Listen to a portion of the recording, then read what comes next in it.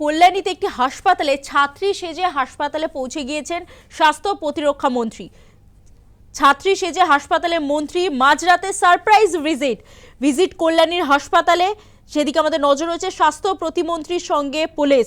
হাসপাতালে অব্যবস্থা নিয়ে ক্ষোভ, নোংরা পরিবেশ, হস্টেলের মধ্যেও সিনিয়র চিকিৎসক না থাকায় ক্ষোভ। যে ছবি আপনারা দেখতে পাচ্ছেন গতকাল রাতের ছবি। ছাত্রী সেজে হাসপাতালে মন্ত্রী, স্বাস্থ্য প্রতিমন্ত্রী পুলিশের সঙ্গে পৌঁছে যান কল্যাণীর একটি হাসপাতালে। মাঝরাতে সারপ্রাইজ ভিজিট কল্যাণীর হাসপাতালে, স্বাস্থ্য প্রতিমন্ত্রীর সঙ্গে পুলিশ।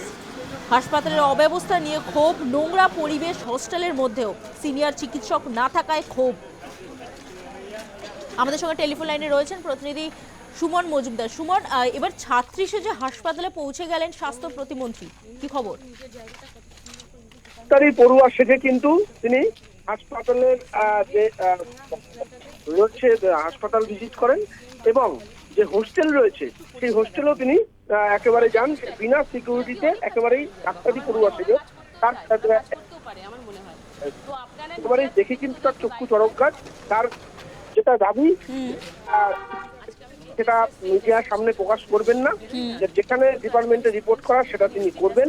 পাশাপাশি এমার্জেন্সি অর্থাৎ যেটা আপৎকালীন বিভাগ যেটা থাকে মেডিকেল কলেজে, সেখানে কিন্তু সিনিয়র ডাক্তার ছিল না, সেটাও তিনি দেখেন এবং সেটা দেখে তিনি যথেষ্ট ক্ষুব্ধ হন।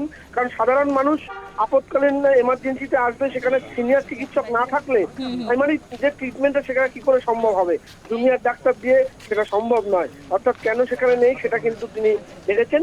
এরপরেই সঙ্গে সঙ্গে ডেপুটি সুপার কর্ণরা চলে আসেন, তাদের সঙ্গে দীর্ঘক্ষণ কথা বলেন, পেশেন্ট পার্টিদের সঙ্গে কথা বলেন। এরকম সারপ্রাইজ ভিজিট কিন্তু মাঝে মাঝেই হবে।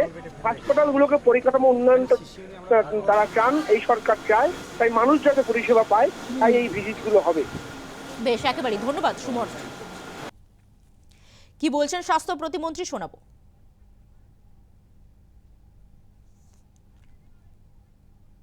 হসপিটাল সারপ্রাইজ ভিজিটে এসেছি। আমি দেখতে এসেছিলাম প্রচুর কমপ্লেন আসছে যে ডাক্তার থাকে না, রাত্রিবেলা 10টার পর বেশিরভাগই কোনো সিনিয়র ডক্টর থাকেন না।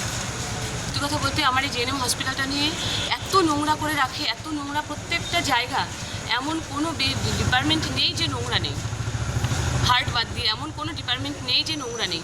এটা আমাদের কাছে অত্যন্ত নিন্দনীয়। আমাকে এখানকার যিনি এমএলএ অনুপম বিশ্বাস, তিনিও বারবার বলেছেন দিদি জেএনএম হসপিটালটাকে দেখুন।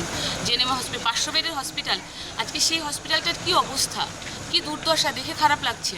নোংরা হস্টেলে গেছি তো, হস্টেলটার কী অবস্থা, কী অবস্থা। ওখানে কোনো সিকিউরিটি নেই, কিছু নেই, একদম পুরো ওপেন টু অল, একদম ওপেন টু অল। এটা আমার কাছে অত্যন্ত খারাপ লাগছে। আমি এসেছি, আমি ইনভেস্টিগেশন আমি দেখে গেলাম সারপ্রাইজ ভিজিটে এসে। আমার যেখানে রিপোর্ট করা আমি নিশ্চয়ই, আমি আজকে এসেছি, আগামী দিন আবার আসবো। এখানে রুগী পরিষেবা যাতে ঠিকমতো পায়। জেএনএম হসপিটালে বিভিন্ন প্রান্ত থেকে এখানে আসে জেএনএম হসপিটালে ট্রিটমেন্টের জন্য। তো সেখানে এসে মানুষ আমাকে ভীষণ নোংরা হসপিটাল, আমি বারবার বলছি আমাদেরকে পরিষ্কার করাবেন।